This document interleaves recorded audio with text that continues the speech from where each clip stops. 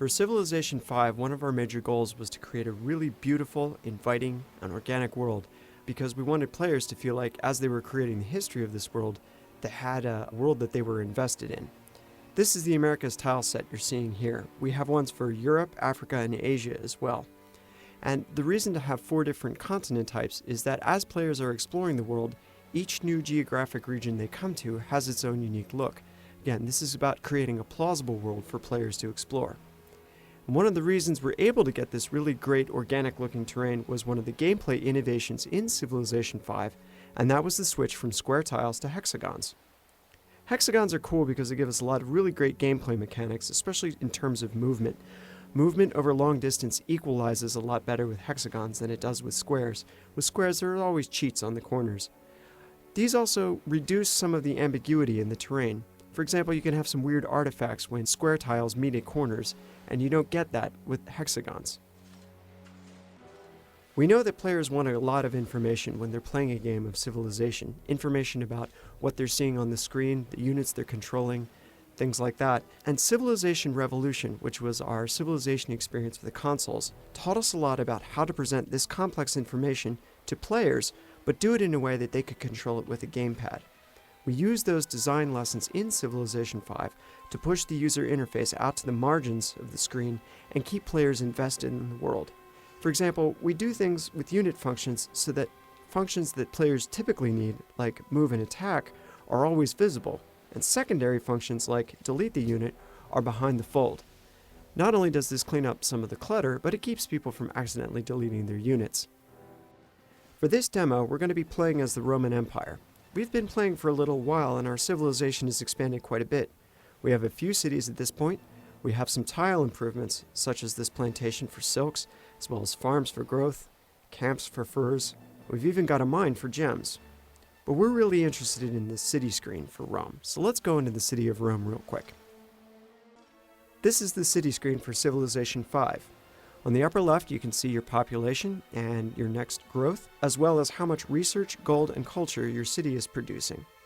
Down in the lower left, you can see what your city is currently producing, and right now we're building a lighthouse in Rome. Over on the right hand of the screen are the buildings and wonders that have already been created for this city. This is also where you find manual specialist control.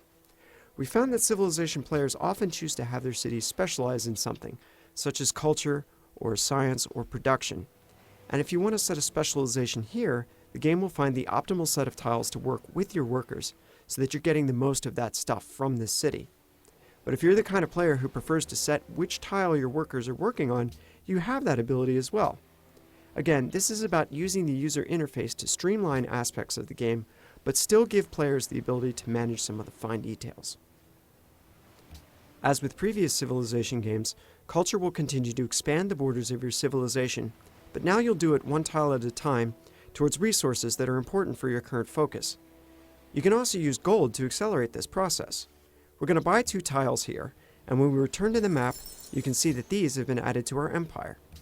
This can be a valuable strategy for growth. You can send a settler out near some valuable resources, and then use your treasury to buy up the land near your new city. Culture is also the currency for the social policy system, and this is a major new part of Civilization 5.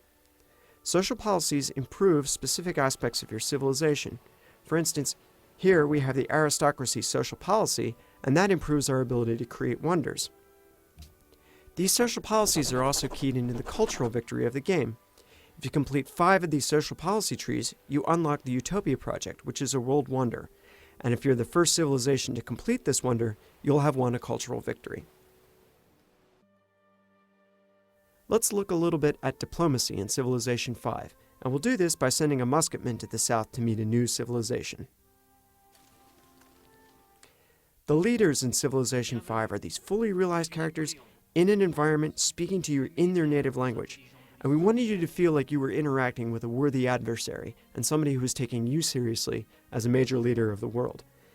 The scene that you're meeting this character in also tells you something about their personality.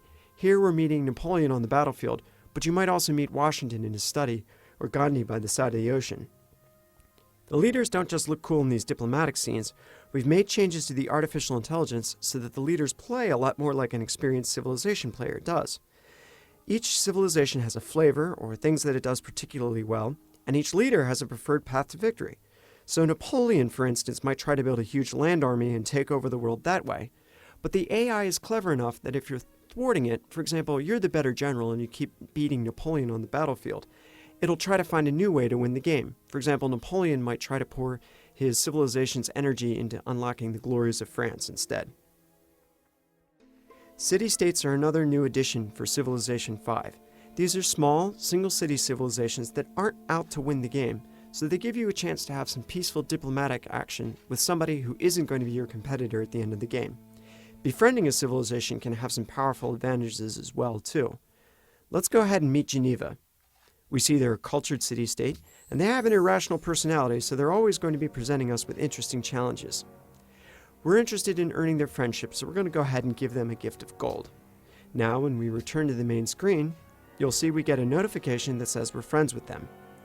As we maintain this relationship over time, not only will we get the advantage of the culture from Geneva, but after the United Nations is built, there'll be a series of elections, and we know we can count on their votes towards winning a diplomatic victory. But now that we've invested in friendship with Geneva, we have to decide how much we're willing to commit to protect Geneva. If Geneva is attacked by England, do we help protect Geneva? Maybe we can't risk war with England, and so Geneva might fall, and we would lose the time and resources we've invested in them. The city-states cause a lot of gameplay to occur just by being something in the world that the other major civilizations can befriend or besiege, and they provided a lot of depth to the diplomatic game in Civilization V. But let's look at this English city of Newcastle for a second here. We want this city. We want it badly. It has farmland that would really help our civilization grow, and it has the Stonehenge World Wonder. We think we would be better rulers of this city, and we've built an army to the purpose of bringing it into our civilization. But Romans are a fair and peaceful people, so we'll give diplomacy one last chance. Hello again. When you bring up the trade menu in the diplomatic screen, you'll see options that might be familiar from previous versions of Civ. You can ask for a tribute of gold or defensive pact, but the research agreement is new for Civilization V. Both civilizations lay out a sum of money and get a boost to their research for a fixed number of turns. But what we really want is the city of Newcastle, and so we're willing to pay the princely sum of 2 pieces of gold for it. Let's see if Elizabeth takes up our offer. I beg your pardon? Well, it's a shame that she declined, because by doing this, she's just brought war on herself.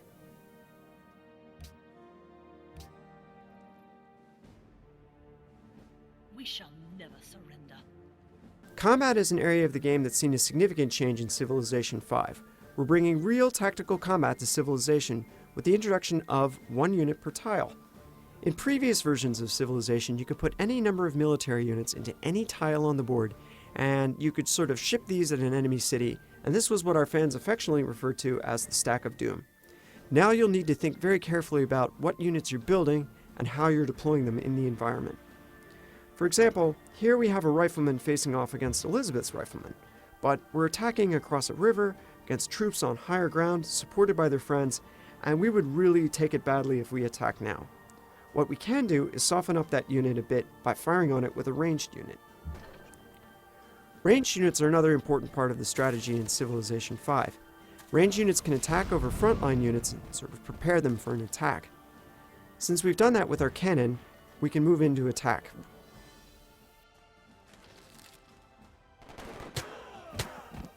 Now that we've attacked with our riflemen, we can see if we can finish them off with our cavalry.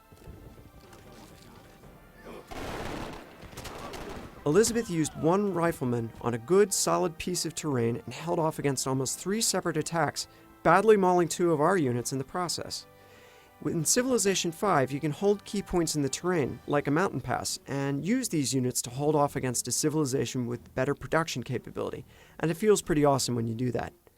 Let's go ahead and push our attack. We've caught one of Elizabeth's cannons out in the open away from her front line. Let's send a cavalry unit in to ambush them. Range units are strong, but they're not invincible. You'll want to protect your range units with a good solid front line of defenders. Because Elizabeth made good use of the units that she had on the terrain, she was able to break up our advance on Newcastle. We would have to heal up a bit before we could push on to Newcastle itself, and by then she might have brought up reinforcements. So, for right now, we're going to shift to another location where the odds are much better in our favor. In this situation, the odds go much better for us. Gloucester's lightly defended with only 1 unit at sea and 1 on land. So we'll look at how cities defend themselves in Civilization 5. Each city has a fixed number of hit points, and you'll need to bring these to 0 before you can march in and occupy the city. Our frigates have done a pretty good job of battering Gloucester's defenses, but we still need to occupy it from land. So let's send in our armies to attack. We've taken Gloucester. We have some choices here. We can burn the city to the ground and salt the earth by razing it, or we can bring it into our empire. But if we do, we'll take a penalty of unhappiness as our new subjects adjust to life as Romans. Or we have the option to turn it into a puppet. Puppet City will produce the gold, science, and culture as normal, but we don't have the option to choose what's built there. However, we will take less unhappiness for doing this. We're going to jump forward in time to almost the end of the game. Here we've been fighting Montezuma, and we just took one of his cities. But as we did that, we noticed he was sneaking north with a component to the spaceship that you build for the space race victory. If he gets this to his capital, he can assemble that and the rest of the spaceship components, launch them, and win the game. And this isn't acceptable to us. We want to win the game. We're the Romans. The glory of the world belongs to us. Probably the best solution at this point would be to go ahead and occupy his city. Unfortunately for us, the middle of his empire is a bit of an unknown quantity, so let's send in a helicopter gunship to scout out the situation. We see that he has entrenched surface-to-air missile launchers, anti-tank guns, mechanized infantry units, all on solid ground. We could attack with our armored units, but it would take us a long time to break through there, and by then he might have assembled his ship and launched it, and we would have lost the game. Well, fortunately, as all Civilization players know, there's always one high-explosive option open to you. Now we've done it. There's fallout blanketing the earth, and we've probably blown up our chances for a diplomatic victory as well. We'll have to satisfy ourselves with taking his city by conquest instead.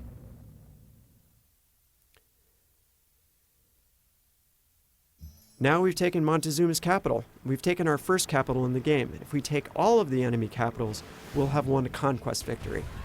So, from here we have some choices. We can go back to England and we can keep pushing onward, and this time we're not going to settle for Newcastle. We want nothing less than London itself. And from there we're going to build the largest army that's ever been seen in the world, and we're going to push on to the gates of Paris itself and fight Napoleon. And then you can look up and it's 3 o'clock in the morning. This is Civilization 5, and we're really excited about bringing it out this September.